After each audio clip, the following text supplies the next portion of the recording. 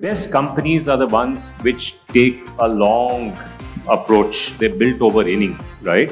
So when you don't think long term, you think 5 years instead of 15 years or 50 years, you don't build the value that is inherent in that company. And I think we went through a period when that was the fashionable advice that people received.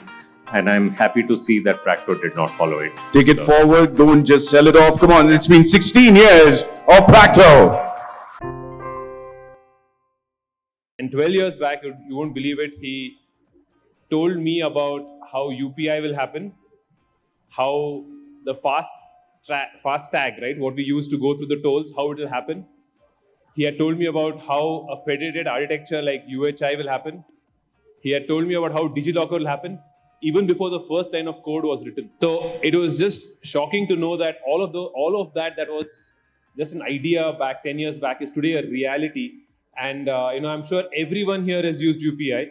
Everyone here has used DigiYatra. In fact, I remember you telling me about Digi Yatra, right? And so all these India Stack products that have come out, just stupendous work, Sharad, and just outstanding to just see how it's panned out, right? The DPI, and over the last 12 years, it's just been probably the most boldest vision that any Indian has actually accomplished, right? I mean, as India has accomplished. So just wanted to get your thoughts on that, because I know that a lot of people here have used it, but don't know the people behind it. And I know iSpirit and you have been at the core of it. Yeah, so first of all, we call ourselves, as you know, no greed, no glory volunteers. And this is one of the secrets why things have worked, because you can give glory to the policymaker and co-opt the policymaker and give the greed to the market players who are going to build on top of this infrastructure. Because without the market players coming, none of this would have succeeded. Had PhonePe not made a commitment to UPI very early on, UPI would not be what it is today. And JustPay, these are both Koramangala companies. Can I tell you that story? So early days of UPI, I'll take you back to 2016. UPI came, the consumer launch was in August 2016.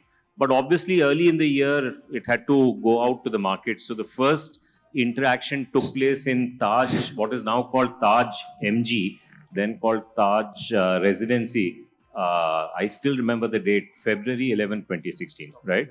And we had a number of people come. There was this talk about UPI, but everybody listened to it and went away.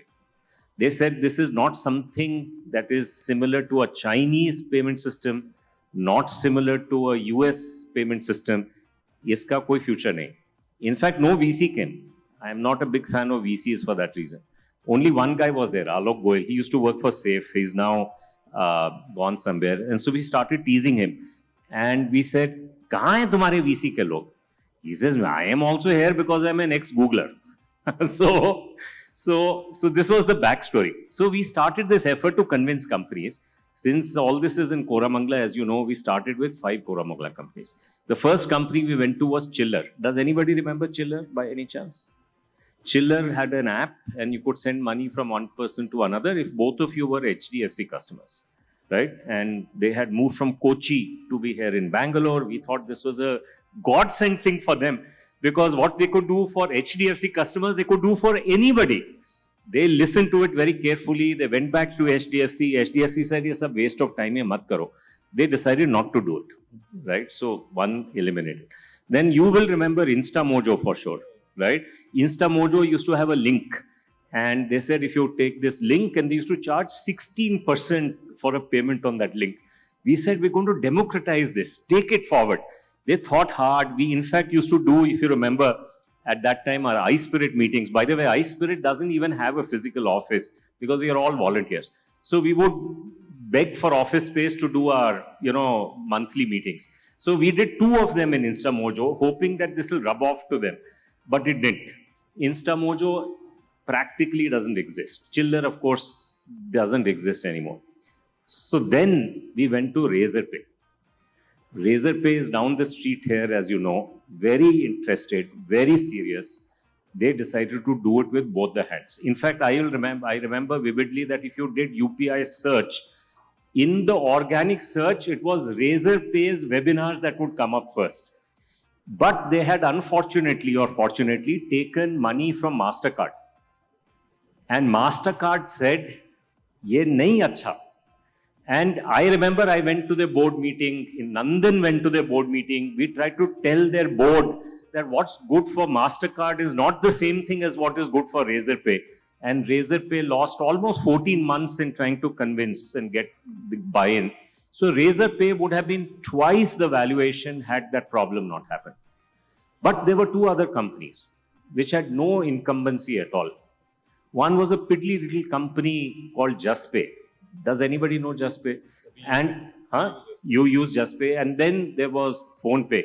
PhonePe was actually very smart. Rahul and Samir, I don't know whether you know, when they left Flipkart, they had a $10 million term sheet from a VC that I shall not mention, because I don't want to embarrass them here. They're in this area only. But this was to build a progressive apps platform. And they came, they said, you know, can you, Sharad, also invest? You remember, I used to be an active angel investor. So they were rounding off the $10 million with some angel investors. So I said, look, I can invest, but I have a better idea for you. Why don't you think of UPI? And that was on a Friday. They came back on a Tuesday. They said, ye bahut acha hai. We used to only have a 67-page architecture document at that time. ये बहुत अच्छा है, हम ये भी करेंगे, हमारे पास तो $10 million है, हम वो भी कर सकते हैं, ये भी कर सकते हैं, ठीक है. But the thing is that if you're going to do this, I can't invest, because I can't invest in anything that iSpirit is doing, but they seem to be okay with that. 3 weeks later, they came back and said, we thought hard about this. As a startup, we should do only one thing, and that one thing is UPI. And of course, you know, that's turned out to be good for UPI, it's good for, but think of it, in Koramangala alone, out of the 5 companies that could have taken this on, only 2.5 companies did. So why is this story important? This story is important that when market inflection, technology inflection happens, most people are reluctant to take it on. You know, and the reason I'm here is because you have done at least 4 inflections in the last 16 years. Is that fair to say? Maybe even more.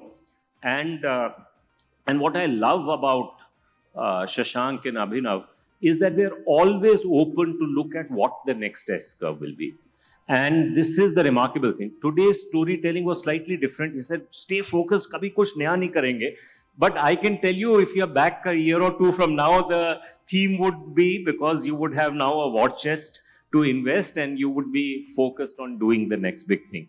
So this is the remarkable thing about Practo. And I think as long as you keep this spirit alive, it will take you very far in the future. The one thing I wanted to ask, Sharad, was that, you know, the government of India invented or supported an idea that was not there in the world, not in China, not in the US. And the government of India built a product which actually does more transactions than Amex. Actually, I think more than 2x the transaction Amex, and is likely to be the largest transacting thing in the world. In fact, I mean, how do you have such a large vision? And how did, you know, and this was done in Koramangala, it was not done anywhere else, it was done right here. I mean, how does one come up with such a bold vision, and what does it take to kind of back yourself to get it done? I mean, we're talking about government of India, especially when Manmohan Singh was in government. Yeah, no. I first of all, remember, the conversation with the government of India has been very simple conversation. Has been saying, look, you want financial inclusion. We want financial inclusion. Let us work as partners. You know, we'll give you the public technology, you make the public policy. And that has worked out. Why has it worked out? Because very often there are no strings attached, right? I mean, so they are getting something that they don't have to pay for. There is no CVC, no CAG issues. If it works well, they get the credit. If it doesn't work well, they can blame it on somebody else. You know, so this is the dynamic that has existed. And frankly, in the government, you find there are lots of good people, but it's very hard for them to stick their neck out. So if you make it safe for them to stick their neck out, then it's possible. Our inspiration for what that was Silicon Valley, right? Silicon Valley, why does Silicon Valley succeed? Because doing a startup is very, very risky, right? And it may fail. But if you are a failed entrepreneur, does your market value go up or does it come down? It goes up. So it is like almost playing a computer game. In a computer game, when you die, what do? You stop playing or you play again? What do? Play again. Because it's unsafe on the inside. Inside the game, it's very unsafe, but it's safe on the outside. You know, arey game hi to hai. I'm not dying in real life. I'll play again. So I think the trick for innovation is to be able to create this unsafe inside and safe outside. This is something that can be practiced inside the company as well, to encourage people to make bets. If they work out, well and good. If they don't work out, they have more market value inside the company than they would have had they not been part of the bets. So that's the thinking that has to be brought in to create an ecosystem, innovation ecosystem as well. I think that innovation is super critical for us as well. And one thing that I can't even wrap my head around is that iSpirit is a non-for-profit. iSpirit, doesn't pay their volunteers, much. It is just a completely, so it's a volunteering organization which doesn't even have an office. And everyone here, I'm sure, uses DigiYatra, right? To go through. I can't do that in US. I can do that in Bangalore. We can use FASTag to just go through. So how can an organization that is so distributed achieve such large outcomes? It's just outstanding. Right. And I think this is one of the things which will be helpful for Practo. See, what all of us are looking for is money and meaning. And increasingly what is happening is that companies give you only the money and not the meaning.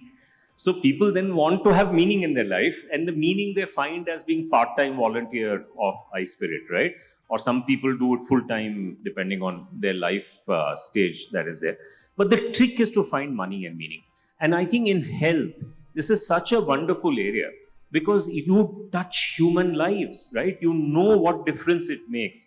So this is an opportunity. The learning that I think the iSpirit journey has, first, go for the Shackleton. Does anybody know Shackleton? Who was Shackleton?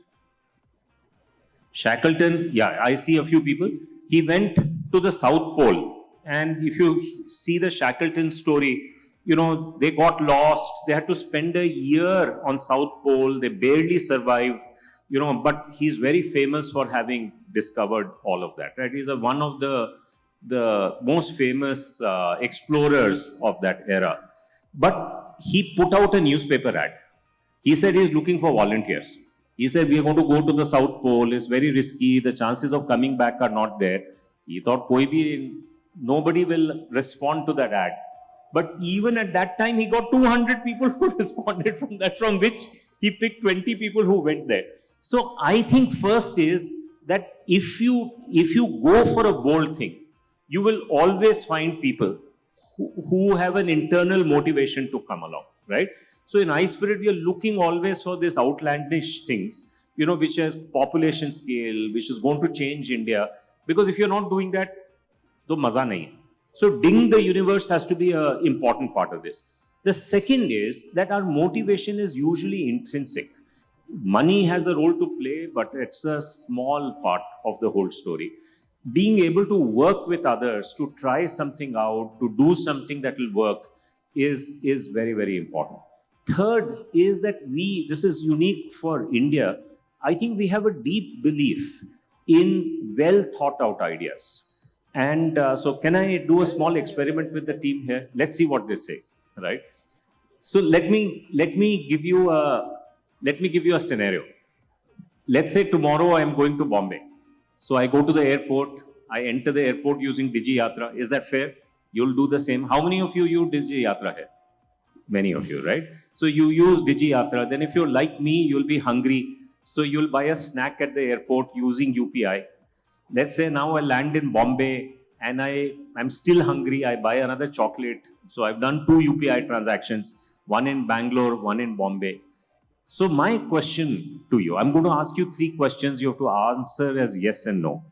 The first question is, this travel by Digi Yatra, does the government know which flights I have taken in the last 1 month? Can the government go to Digi Yatra and ask a question and say, Sharad ne पिछली 5 flights क्या ली हैं? How many of you think the answer is yes? All right, so I would say 60%. Yeah. Is that fair? Then second is, remember I did 2 UPI transactions, one in Bangalore, one in Bombay. Does NPCI know that one transaction was in Bangalore, one was in Bombay? How many of you think the answer to that is yes? All right, so I would say smaller number, but reasonable. And remember, this is debiting my bank account. And imagine I had opened several bank accounts last year using Aadhaar KYC. So do you think there is a dashboard in RBI or Ministry of Finance or some part of the government where there somebody can put in my Aadhaar number and say, "Arey, Sharad ke ye 3 accounts hain." How many of you think such a dashboard exists or can exist? Right? So many of you have raised your hands. So the answer, this the beauty of India is this. If we do this in any other part of the world, especially global south, Europe, US, the number of people who will answer yes is very, very few. For some reason, in India, the answer is a very high yes. While the correct answer to this is no, no, no. So let me explain. So when you have Digi Yatra, many of you do, right? You do your authentication using Aadhaar. Then after that, you take a picture of yourself. That's your reference picture. So that is turned into some kind of a signature. That signature is stored on the back end somewhere in a wallet, right? So what happens is, now when I go tomorrow, the kiosk takes a picture of me and it has to send it to the back end and say, does it match with the reference picture or not? Right? For example, my old reference picture has a different chashma, now I have a different frame, but it has to still pick it up and say, this is the same person. Are you with me? So where is that wallet? That wallet is actually in your phone. So the only place your reference picture is there in Digi Yatra is actually in the wallet in your phone.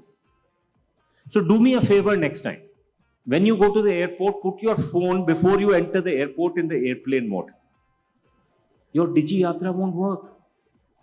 Because at that time, it is sending an API call to the back end. That call is being routed to your phone. And if your phone is not connected, it cannot check the new picture with the reference picture and answer it.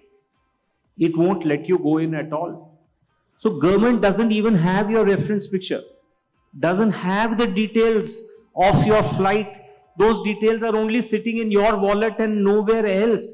That wallet follows the Open Wallet Foundation standards. So it is completely cryptographically safe.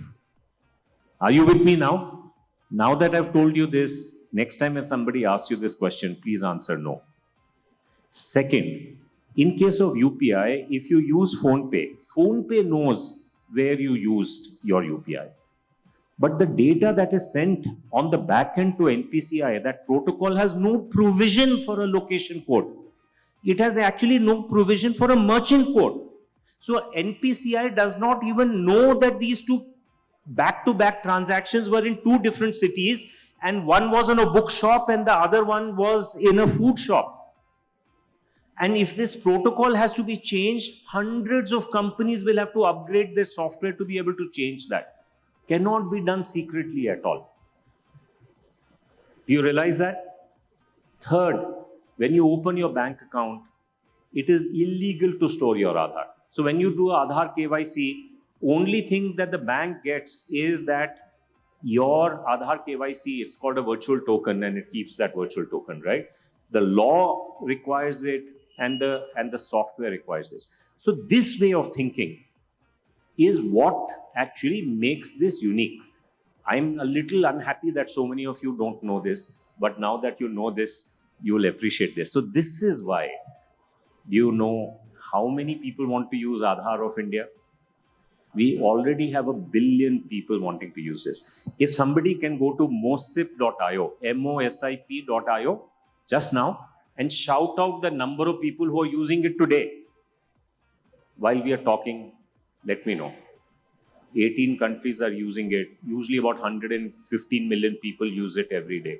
It is the largest export of Indian software in the hands of anybody else. Huh? How much?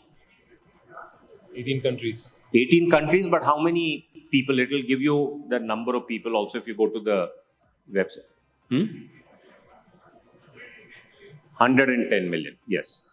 So today, 110 million people. Who are these people? Every Filipino, when they get an ID, they get a MOSIP ID. Every Sri Lankan, Moroccan, there are many countries like that.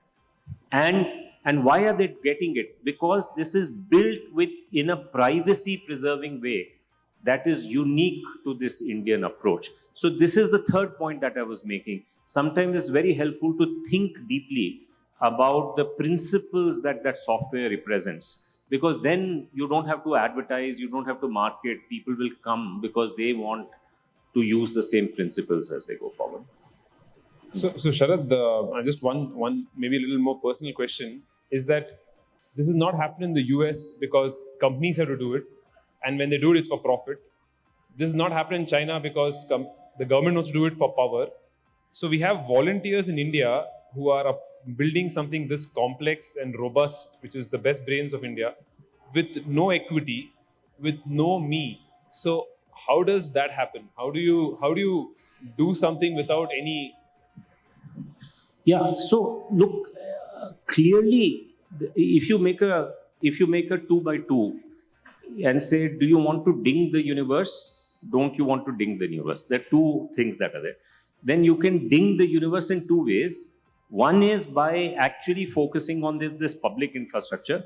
Second is by building a company. And the two have to work with each other. And because the magic happens when you work with each other.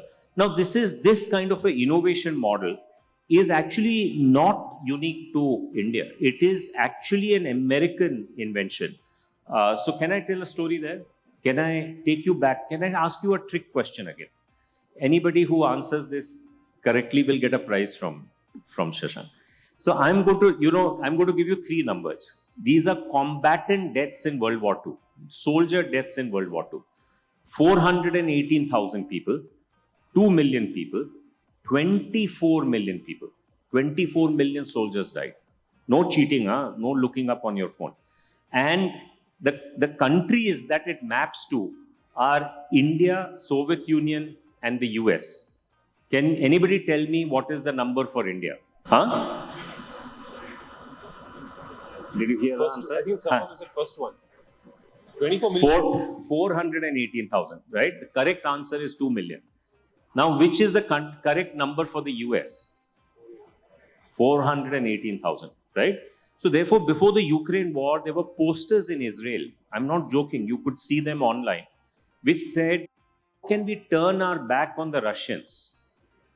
The Israeli government did not take a formal stand in the Ukraine-Russia battle till 7th of October. And why? Because the posters there was that Russians lost 4 soldiers for every Jew killed. How can we turn our back on them? So they said maybe they're doing the wrong thing, but the sacrifice they made was so significant that we cannot turn our back on them. This is the reality. So actually, if you watch Hollywood, you'll never realize that the Soviets lost 50 times more soldiers than the Americans did. So I'll take you now to July 1945. The Dean of Engineering of MIT, his name is Vannevar Bush, writes a memo, which I will encourage you to read. It's called Science, the Endless Frontier. It is often called the most important memo in the last 100 years. And he says, we didn't win the war because of our people. We won the war because of taking a science and technology approach to military machine. How many of you watched Oppenheimer? That's one. The second big project was microwave. The microwave project was headed not by Oppenheimer, but the equivalent of that is Frederick Terman. Frederick Terman went on after that microwave project was completed. It was based in Boston. Completed to become the head of engineering of a piddly little university on the West Coast.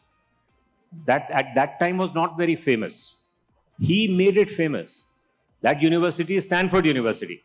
So if you Google today and say fathers of Silicon Valley, one of the names that it comes is Frederick Terman. First name actually that comes is Frederick Terman. Then the third one was Cypher.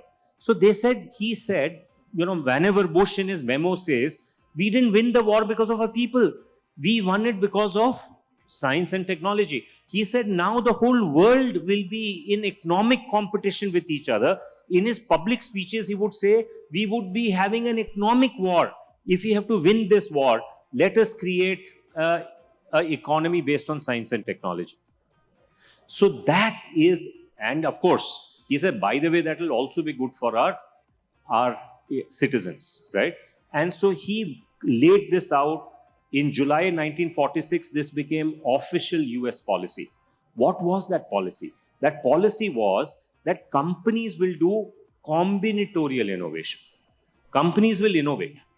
But if they have to innovate for something which is pre-commercial, something that is not ready to commercialize, they won't have the money to do that. So the US government will give funding for that kind of research to happen. And he said this kind of research and this kind of funding should be given to universities. Because remember, the Oppenheimer thing was all professors coming together. Microwave project was a similar one. So university labs were the centerpiece of that story. In fact, he went very radical. He said even defense research should happen in university labs, which the defense ministry was not keen on until 4th October 1957. Does anybody know what happened then? Sputnik. Who said that? Can you stand, please? Can you please give him a round of applause? Can I ask you a question? What does Sputnik movement mean to you? It was a great example of space race. But if you say this is a Sputnik movement in the US, you know what it means? All hands on deck. We have lost the battle. Ab kuch karo. Coach, take out something to win this battle. It means terrible things are happening. Because they thought what whenever Bush model was, हमने तो ढीली तरीके से उसको implement किया, and now Soviets are using this better than us. अब क्या करें? So this happened in October 1957. By February 1958, DARPA was formed. Internet comes from DARPA, as you know. By July of 1958, NASA was formed. Is anybody here who's done his master's or PhD in a US university, or has a friend or a sibling, family member, right? They reached there because on 2nd September 1958, the US passed a law called National Defense Education Act. You know what they did? They said, koi foreign student aega. Agar if the university can give a single line declaration, that single line declaration is that, may I know your name, sir? Huh? Siddharth. Siddharth. So Siddharth, which university were you in the US? Oh, huh? But you know somebody there. So let's say Siddharth was there. So if Siddharth in 1960, if the university, and let's say he went to Cornell, if they could give a declaration saying through our regular selection process, Siddharth would qualify to be in the top half of the class, then all the scholarship that they offered to him, tuition scholarship, any scholarship that they offered to him to bring him to the US, was fully reimbursed by the federal government in the US. So Indians turned up there. Universities turned brown. They turned brown because the best Indian students ended up there. There are books written on them. You know what is the book called? $8 Indian. If you were sitting in the US and you were old people, you would divide yourself up into $8 Indian, $20 Indian, $50 Indian. Because the people who went first, they could only carry $8 with them. Then they raised it to $20 and then $50, and then nobody cares for you, because by the time you came when you could take larger amounts, there was no risk in going, because by then the Indians had established themselves. So why are Indians doing well in the US? Those first batch of people in the 60s who went, they were all in the top half of the class on day one. Would they not be in the top half of the class on year 4, year 14, year 40? Damn it, they were immigrants. Right? This is how US built its innovation model. by creating an engine of innovation where public funding provides the research. Even today, take your area, mRNA. Does anybody here have an mRNA vaccine? I see a few hands going up. mRNA, as you know, for 14 years was exclusively funded by National Institute of Health. It was only in the last 4 to 5 years, 5 years in one case and 4 years in the case of another set of companies, that there was co-funding by the private sector. But 100% of the profits go to the private sector. Isn't that the US model? This US model is the creation of Vannevar Bush. So in 2009, a year after you were formed, there was this angst in Bangalore. The angst was that many of us, including me, were R&D people in multinational R&D centers in India. And we were doing things for those multinationals, but not for India. So the thinking was, should India not have this same type of an innovation model that the US has? But if you went to the government and say, ye paisa de do, kya hota nahi? Wo paisa de ke aapne kahan lagana tha? You would have hired good researchers to build something for you. And instead of taking the money and hiring people, we said, why not just bring technical people and give them to do it for free? This is how this model has come up. Does that make sense to you? So as you can see, I love to talk, so you'll have to speed up your questions. No, I think I'm just trying to understand, let's say, like how you are now looking back at what the US did. Like you spoke about from 1920s, the policy.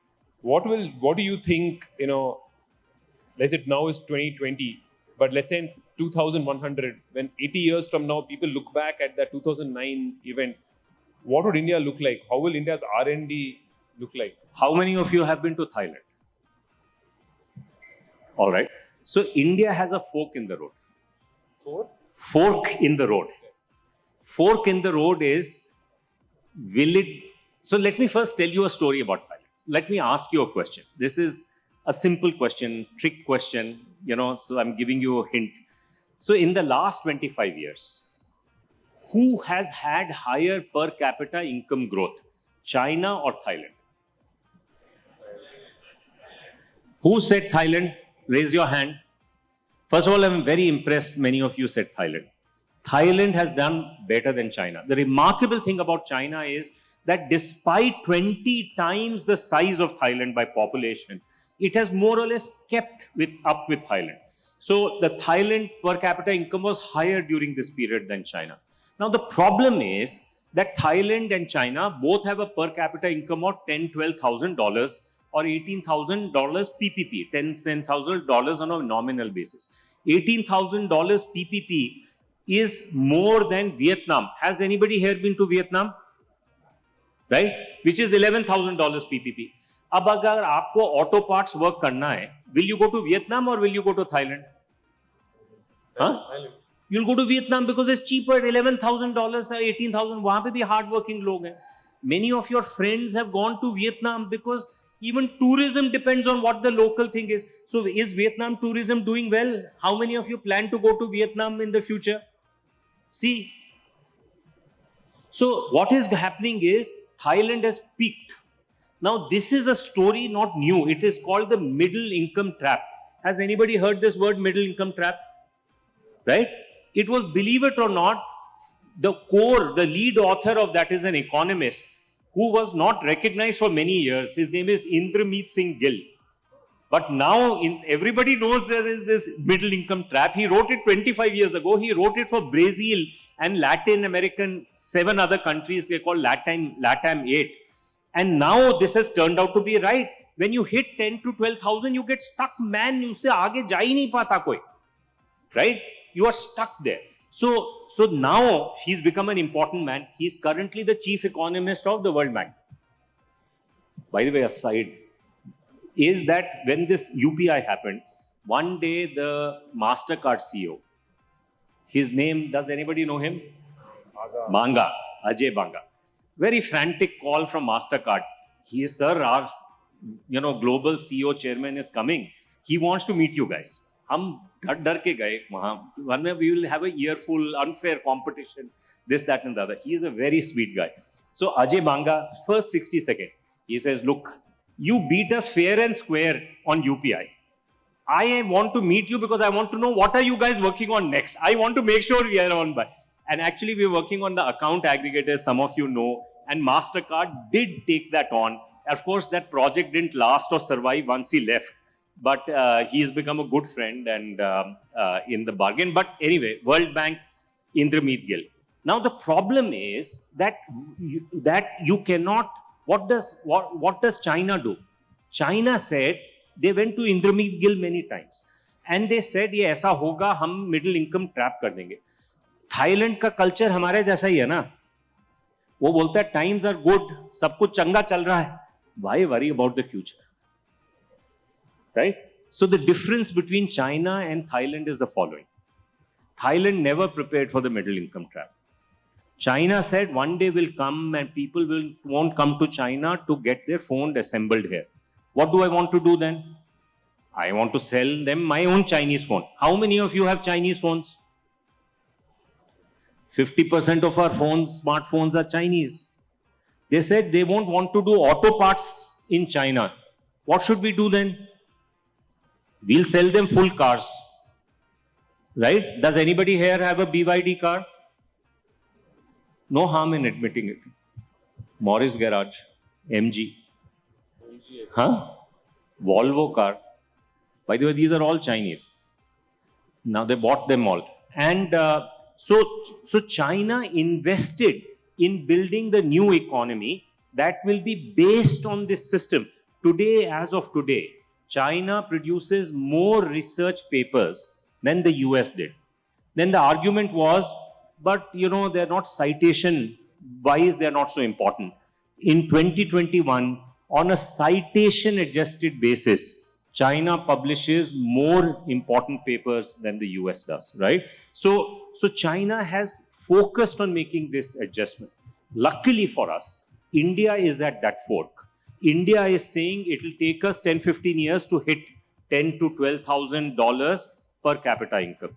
When we hit that, that is not the time for us to rethink our economy. The time to rethink our economy is now. Because if we do that rethinking now, then we'll be prepared for it when the things hit us. That is what is happening here. And it is going well because we had the India Stack win. India Stack is building blocks. Then building blocks means combinatorial innovation. Many companies like yours are doing fantastic combinatorial innovation. You know, Aether is doing it in Bangalore. Idea Forge is doing it for drones. I can count many startups that are doing it. Unfortunately or fortunately, it's only happening in startups. Do you think any big company is doing it? So please never go and work for a big company. Right? Stick with a startup. So this is the story. But what do we do with this research? We need to be able to find where Practo can go to an institution, a research organization and say, I don't have the money to do this, but if you can do this, I will commercialize it as we go forward. This is going to happen. And how do we start to make it happen? We have to set aside big money for it. So do you know, in the last budget in February, many of you may not have appreciated, the government set aside 100,000 crores. And I'd like you to go back and read the fine print for private sector, industry-directed research. This is not research in CSIR labs and stuff like that. So slowly and slowly, a new engine is being built in India. It is being built certainly in telecom, because telecom has strategic advantage or importance here. A lot of effort has gone in. Defense, how many of you know we are exporting some defense stuff? Sophisticated defense stuff, right? The attempt is to do it in semiconductor. Now, once we got the hang of this, India Stack is number one. These 3-4 experiments have happened. The goal is to do with 16 more. In that 16, one of the earliest one is health. Why? Because we can do health at every place in the health chain. We can do provider network. Ryan Hedyale is a great example of providers. If you want to do liver transplants, Gangaram Hospital is there. If you want to do cataract, you have Arvind Eye Care. India has already innovated on the provider side. We can do this. If you see the COVID vaccine, we can do it on the pharma side. We have to just get our act together. We can do it, of course, on the AI side, which is what you are talking about. Why AI side? I want to leave this thought with you. AI essentially uses training data to turn that into AI, as Shashank mentioned. India has more health data. It has continental size health data, whether it is oncology, whether it's any area that we're talking about. This health data can be unlocked for Practo AI developers. If you wanted to do the same thing in the US, you cannot do it. Because in the US, they have an archaic law that prevents it. It's called HIPAA. So unlike other AI areas, we don't have a roadblock in becoming the AI superpower for health for the world. And I'm hoping that Practo will be one of those companies that will go on to become successful in that. Thanks, Sharad. I think we can go on for at least another half an hour, but in keeping in respect to our time that we agreed upon, I'll just check if we have maybe time for one or two questions from any of the Practions. So this is your chance to get your question in. So anybody has a question? So as he asks his question, the last thing, Sharad, I want to ask you has been, maybe after you answer the question, is what would your advice be to Practo? I was about to ask you the question and you answered maybe a part of it. Maybe that'd be the last question. Yeah.